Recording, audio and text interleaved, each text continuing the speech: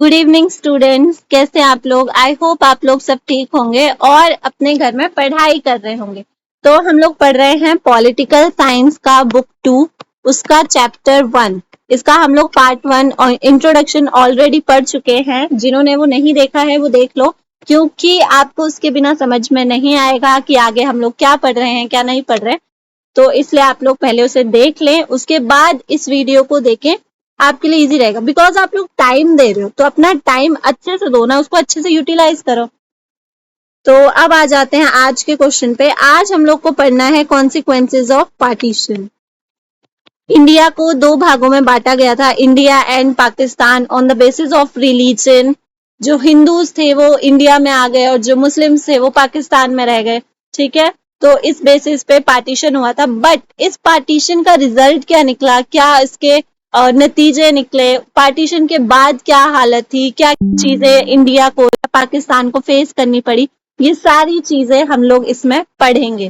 ठीक है, बट मैं आपको एक और चीज बता दूं, ये एक बहुत इंपॉर्टेंट क्वेश्चन है और ये 6 मार्क्स का आता है। 6 मार्क्स का क्वेश्चन मतलब आपको इसके मिनिमम 6 पॉइंट्स तो आने ही चाहिए। तो आप इस आंसर को इस तरीके से प्रिपेयर करना कि आप लोग इसका अच्छे से 6 मार्क्स वाला आंसर लिख सके। तो मैं आज आपको ये भी बताऊंगी कि 6 मार्क्स वाले क्वेश्चंस को कैसे अटेम्प्ट कर रहे हैं। स्टार्ट करते हैं। इंट्रो। आपको क्वेश्चन का आंसर जब स्टार्ट करना है तो स्टार्टिंग में आपको 4 से 5 लाइन में इंट्रोडक्शन लिखना है। अब आप इंट्रोडक्शन में क्या इंक्लूड करेंगे? इंट्रोडक्शन में आप लोग इंक्लूड करेंगे, यहाँ पे पार्टीशन की बात हुई है तो जो क्वेश्चन में ना मेन वर्ड होता है, जो मेन चीज के ऊपर क्वेश्चन होता है, उस चीज को पकड़ो और उसके बेसिस पे अपना आंसर लिखना स्टार्ट करो। जैसे इसमें पार्टीशन जो है वो मेन वर्ड है। अगर आपको पार्टीशन के बारे में लिखना है तो आप क्या लिख सकते हो? मैं आपको पॉइंट्स में बता रही हूँ, बट आपको इंट्रोडक्शन हमेशा पैराग्राफ में लिखना है, वो भी 4 से 5 लाइन में। आंसर्स देखो सबको पता होता है, बट आंसर लिखने का तरीका सबको नहीं पता होता है। तो अपना आंसर ऐसे लिखो कि टीचर देखते ही इम्प्रेस हो जाए। ओके, सो आप पार्टीशन के इंट्रोडक्शन में पहले तो ये लिख सकते हैं, इंडिया गॉट फ्रीडम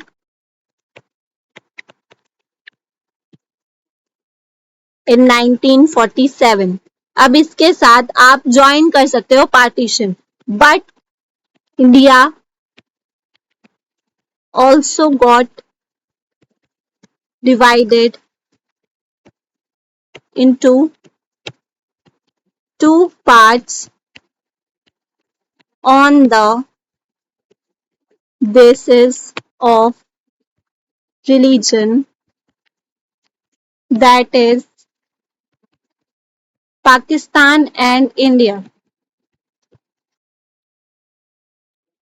ये हो गया हमारा इंट्रोडक्शन। हमने यहाँ पे इंडिया की फ्रीडम का भी इंट्रोडक्शन दे दिया, पार्टीशन के बारे में भी बता दिया। अब हम लोग इसमें एक और चीज ऐड करेंगे जिसकी वजह से हमारा जो आंसर है वो थोड़ा बिल्डअप हो जाएगा। India faced a lot of problems during partition such as। ठीक है, हमने यहाँ पे अपने आंसर को थोड़ा सा बिल्डअप कर दिया कि इंडिया ने बहुत सारी प्रॉब्लम्स को फेस किया। अब सच एज का मतलब है कि अब हम लोग अपना मेन आंसर लिखने जा रहे हैं। अगर आप इसको अच्छे से लिखेंगे ना तो आराम से ये आपका 4 से 5 लाइन में आ जाएगा और पढ़ने में भी अच्छा लगेगा, टीचर को भी देखने में अच्छा लगेगा कि हाँ बच्चे ने मेहनत करी आंसर लिखने में। अब आपको लग रहा होगा कि अरे ये कितना टाइम कंज्यूमिंग है, इसमें कितना ज्यादा टाइम जाएगा। तो टाइम नहीं जाएगा अगर आप प्रैक्टिस करोगे अभी से। इस आंसर राइटिंग का जो ये स्किल है, अगर आप इसकी प्रैक्टिस करोगे तो आपका टाइम नहीं जाएगा, क्योंकि बहुत सारे बच्चे ऐसे हैं जो ऐसे पेपर को अटेम्प्ट करते हैं और उनके अच्छे मार्क्स आते हैं। अगर आपको डाउट हो तो आप कभी टॉपर्स का आंसर शीट निकाल के देखिए, उनका आंसर जो वे ऑफ राइटिंग होता है वो ऐसा ही होता है। अब आ जाते हैं हम लोग अपने मेन आंसर के ऊपर, तो थोड़ा आंसर के ऊपर ध्यान देंगे और वे ऑफ राइटिंग पर भी ध्यान देंगे। तो हमारा फर्स्ट पॉइंट है कम्युनल रियॉट्स। जो पहला कॉन्सिक्वेंस रहा वो था कम्युनल रियॉट्स। अब जब हमारे देश का पार्टीशन हुआ, आप एक चीज समझ लें पहले, हम लोग ना जब भी आंसर लिखेंगे तो आप 6 मार्क्स के आंसर में आप एक पॉइंट को हेडिंग में देंगे, उसके बाद उसके अंदर आप चीजों को पैराग्राफ में एक्सप्लेन करेंगे। ठीक है, ये चीज आपको याद रखनी है। तो स्टार्ट करते हैं, ये हमारा हेडिंग है। मैं आपको पॉइंट्स में बता रही हूँ ताकि आपको वो चीजें आसानी से याद रहें, बट आपको जब आंसर लिखना है तो आप लोगों ने इसको पैराग्राफ में लिखना है। तो कम्युनल रियॉर्ड्स रहे, मतलब जो कम्युनिटीज थी उसके बीच, उनमें बहुत सारा झगड़ा रहा, देशों के बीच में बहुत सारा झगड़ा रहा। ठीक है, फाइटिंग बहुत सारी रही। किसी ने गदर मूवी देखी है? अब तो गदर 2 भी आने वाली है। आई होप बहुत सारे बच्चों ने देखी होगी। तो जैसा उसमें वो स्टार्टिंग में सीन दिखाया गया है ना, कैसे इधर के लोग उधर मार काट कर रहे हैं, लोग मतलब ट्रेन जो है वो लाशों में जा रही है, लाशों की ट्रेन जा रही है, मतलब बहुत ज्यादा फाइटिंग थी। किडनैपिंग ऑफ विमेन, बहुत सारी औरतें जो थी, लड़कियां जो थी, उनको किडनैप कर लिया जा रहा था। ठीक है, और सबसे ज्यादा किडनैपिंग हो रही थी दिल्ली, बिहार एंड यूपी। इन तीनों जगहों पे मैक्सिमम किडनैपिंग हो रही थी। और क्या प्रॉब्लम्स देखने को मिल रही थी?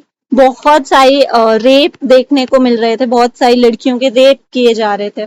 और क्या हो रहा था? बहुत सारी लड़कियां सुसाइड कमिट कर रही थी, या उनके घर वाले खुद ही उनको जहर दे दे रहे थे ताकि वो होता है ना, उनके इज्जत बची रहे, जो भी है। ओके, बहुत सारी लड़कियां सुसाइड कर ले रही थी, बहुत सारी लड़कियों को मार दिया जा रहा था। ये सारी चीजें हो रही थी कम्युनल रियॉर्ड्स में।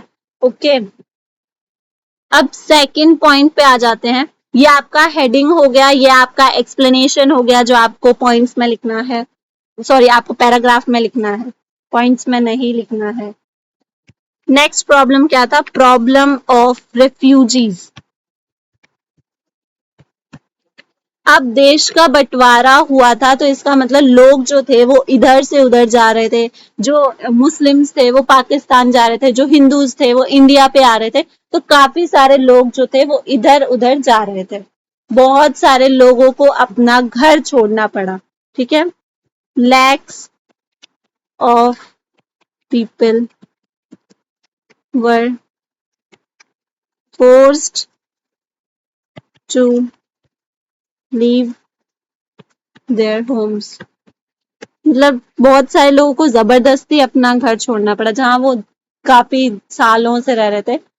और एक और चीज कही गई है, जो ये पार्टीशन हुआ था इसको डिवीजन ऑफ हार्ट्स कहा गया है। मतलब सिर्फ जमीन का बंटवारा नहीं हुआ था, लोगों के दिलों का बंटवारा हो गया था। Division of hearts.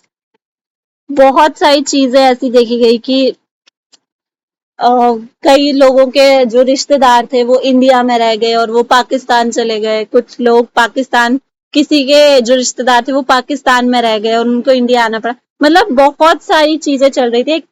जो ये पार्टीशन का टाइम था ना, इसको एक ट्रॉमा कहा गया है। मतलब जिस, हम लोग इसका दर्द समझ भी नहीं सकते। जिसने वो चीजें फील करी है ना, जिसने वो चीजें देखी हैं, सिर्फ वही लोग जान सकते कि कितना दुख वाला चीज था, कितना प्रॉब्लमेटिक था।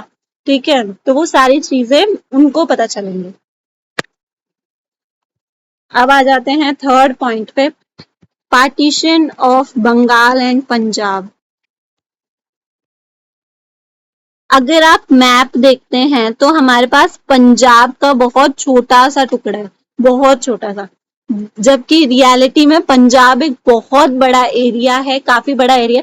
मतलब मोस्टली जो बहुत बड़ा हिस्सा जो है पंजाब का वो जा चुका है पाकिस्तान में, और बंगाल को भी हाफ हाफ में डिवाइड कर दिया था। अब पंजाब का बहुत बड़ा एरिया पाकिस्तान में इसलिए गया क्योंकि वहां पे ज्यादातर मुस्लिम्स थे, मेजोरिटी जो थी वो मुस्लिम्स थी। जो जगह मेजोरिटी में मुस्लिम्स थी उनको पाकिस्तान में भेज दिया गया था। Same with Bengal. बंगाल में भी यही हुआ था कि जो ईस्ट बंगाल है, जिसको हम लोग आज के समय में बांग्लादेश कहते हैं, या हम लोग कह सकते हैं कि जो ईस्ट पाकिस्तान था, उसमें भी बहुत सारे मुस्लिम्स रहते थे, इसकी वजह से उसको भी अलग कर दिया गया था इंडिया से। तो ये जो ये पार्टीशन ऑफ बंगाल और ये था, ये based on religion of majorities. ठीक है, आई होप समझ गए होंगे। फोर्थ पॉइंट पे आ जाते हैं, प्रिंसली स्टेट्स। प्रिंसली स्टेट्स हैं रजवाड़े। जब हमारा देश आजाद हुआ था तो कुछ स्टेट्स ऐसे थे जहां पर अभी भी राजा राज कर रहे थे, राजाओं का राज था। For example Jammu and Kashmir ले लो। अब ये जो प्रिंसली स्टेट्स थे ना, इनके पास एक ऑप्शन था कि या तो ये आजाद रह सकते थे, या ये इंडिया में मिल सकते थे, या ये पाकिस्तान में मिल सकते थे। तो बहुत सारे प्रिंसली स्टेट्स ऐसे थे जिन्होंने ये सोचा कि वो आजाद रहेंगे। ठीक है, वो लोग ना इंडिया में मिलेंगे ना वो पाकिस्तान में मिलेंगे। जैसे जम्मू कश्मीर एक ऐसा ही प्रिंसली स्टेट था, हैदराबाद एक ऐसा प्रिंसली स्टेट था। बट इनसे ना इंडिया को बहुत प्रॉब्लम हो सकती थी। अगर आप हैदराबाद को सोचें, अगर आप हैदराबाद की लोकेशन को अपने दिमाग में ला पा रहे हैं, तो हैदराबाद जो है ना वो इंडिया के बीच में पड़ता है। अगर हैदराबाद आज के समय में एक दूसरा कंट्री होता, एक आजाद देश होता, तो सोचो इंडिया की सिक्योरिटी के लिए वो कितना ज्यादा खतरा हो सकता था। ठीक है, तो वही चीज है कि प्रिंसली स्टेट्स जो थे वो भी एक तरह से बहुत बड़ी प्रॉब्लम खड़ी कर रहे थे इंडिया के लिए। ठीक है, वांटेड टू बी इंडिपेंडेंट, वो चाहते थे कि वो इंडिपेंडेंट रहे। मैं आपको एक चीज दोबारा से याद दिला दूं कि कई बार ऐसा होता है कि मैं बहुत सारी बातें बोल जाती हूँ, मैं उनको लिखती नहीं हूँ, तो आप लोग उन पॉइंट्स को लिख लिया करें। ठीक है, वो भी चीजें आपके लिए इंपॉर्टेंट है जो मैं और एक तो है कि आपको अपने दिमाग में तो बिठाना ही है, थोड़ा आराम से ठंडे दिमाग से बैठा करो, जो मैं बोल रही हूँ उसको अपने दिमाग में तो बिठाया ही करो, और जो आपको इंपॉर्टेंट लग रहा है उसको नोट भी करते चला करो। ठीक है, क्योंकि वो आपके ही आगे काम आएगा। फिफ्थ पॉइंट है डिस्टर्बेंस इन ट्रेड।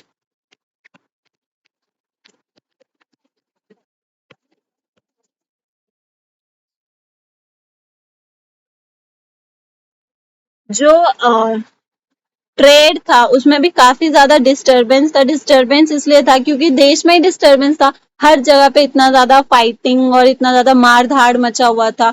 तो कहाँ पे कौन ऐसी जगह पे ट्रेड कर सकता है? तो मतलब लैक ऑफ कम्युनिकेशन था, ट्रांसपोर्ट था, तो यहाँ पे ट्रेड करना मुश्किल था।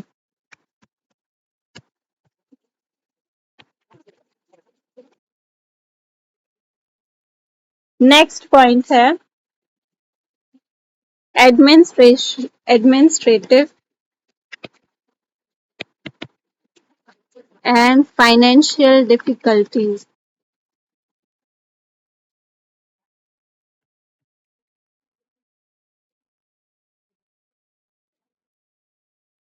अगर मैं बोलूं इसमें क्या प्रॉब्लम था, तो अब हमारे देश का बंटवारा हुआ था दो हिस्सों में।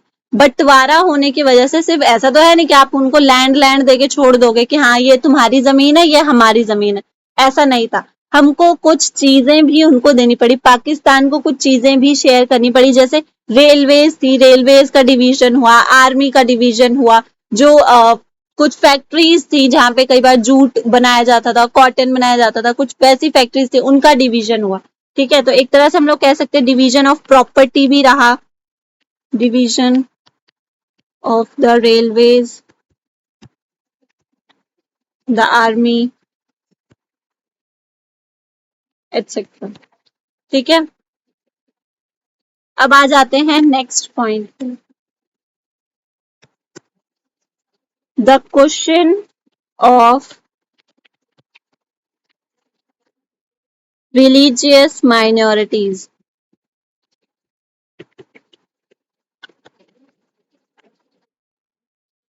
अब ये जो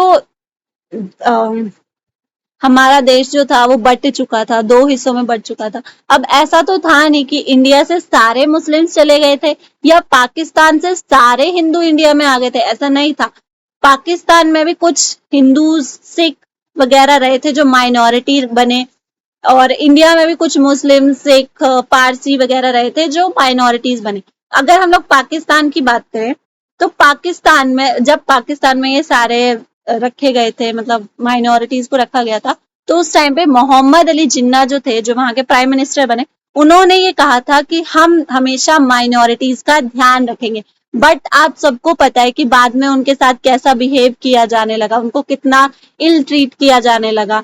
बट इंडिया में जो हमारे प्राइम मिनिस्टर हैं जवाहरलाल नेहरू, उन्होंने ये कहा था कि इंडिया को हम लोग सेकुलर कंट्री बनाएंगे, सारे ही माइनॉरिटीज का ध्यान रखा जाएगा, सबको इक्वल राइट्स, इक्वल फ्रीडम दिया जाएगा। ये सारी चीजें इंडिया में देखी गई थी।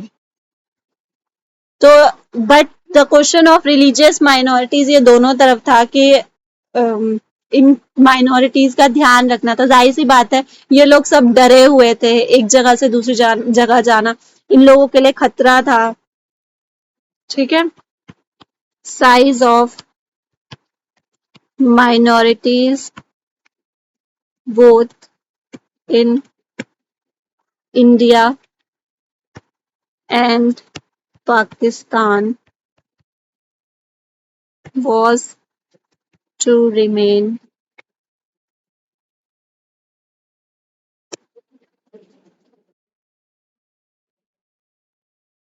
very considerable। ठीक है, तो ये आपके पॉइंट्स थे। अब आ जाते हैं लास्ट पे। लास्ट में हम लोग लिखेंगे कंक्लूजन। आप लोग का आंसर खत्म हो चुका है, यही आपका आंसर था। बट अपने आंसर को क्लोज करने से पहले 2-3 लाइन का आप लोग हमेशा क्या कर रहे हो, आप लोग हमेशा 2-3 लाइन का एक कंक्लूजन लिख दें। कंक्लूजन एक छोटा सा पैराग्राफ की, जैसे अगर हम लोग पार्टीशन की बात कर रहे हैं तो हम लोग लिख सकते हैं, दोबारा हम लोग पार्टीशन पे आ जाएंगे, जैसे partition was a very difficult phase for the people of India and Pakistan.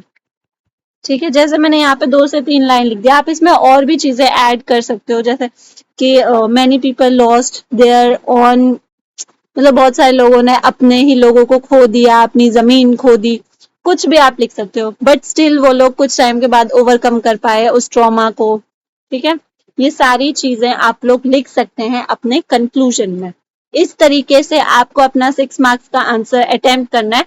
And for sure अगर आप ऐसा आंसर लिखेंगे तो कोई भी टीचर आपका मार्क्स नहीं काट पाएगा, बिकॉज आप बकवास नहीं लिख रहे हो। अगर आप ह्यूमैनिटीज पढ़ रहे हो तो ह्यूमैनिटीज का मतलब ये नहीं होता है कि आपको बड़ा आंसर लिखना है, आपको बकवास लिखना है, आप उसमें गाने लिख दोगे, आप कुछ भी लिख दोगे तो आपको मार्क्स मिल जाएंगे, नहीं मिलेंगे। आपको भी वही चीज लिखना है जो आंसर में पूछा गया है, जो आप चीजों आपसे पूछा जा रहा है, आप डायरेक्ट वो चीज लिखो, आपको मार्क्स मिलेंगे। But in a particular way of writing, ऐसा नहीं है कि आप खिचड़ी की तरह लिख रहे हो, फर्स्ट पॉइंट आप लास्ट में लिख रहे हो, लास्ट पॉइंट आप बीच में लिख रहे हो, बीच का पॉइंट आप फर्स्ट पे लिख रहे हो, ऐसा नहीं चलेगा। एक सिस्टमैटिक वे में लिखा जाता है, और एक सिस्टमैटिक वे में लिखोगे तो आपको अच्छे मार्क्स मिलेंगे। Okay, this is the Mantra for your success and 90 above marks. तो अभी से प्रैक्टिस स्टार्ट कर दो, क्योंकि ये स्किल है, प्रैक्टिस से ही आएगा, ऐसे नहीं आएगा। कोई भी स्किल प्रैक्टिस करने से इंप्रूव होता है। अगर आपको भी अपना ये स्किल डेवलप करना है तो प्रैक्टिस करना पड़ेगा। ज्यादा नहीं, डेली 2 से 3 आंसर लिखो। ज्यादा कौन मांग रहा है? 2 से 3 आंसर लिखने में आपको कितना टाइम लगेगा? Half an hour. तो आज के लिए बस इतना ही। आई होप आप लोगों को पसंद आया होगा, और आप लोग ऐसे ही मेरी क्लासेस अटेंड करते रहेंगे, देखते रहेंगे। Thank you.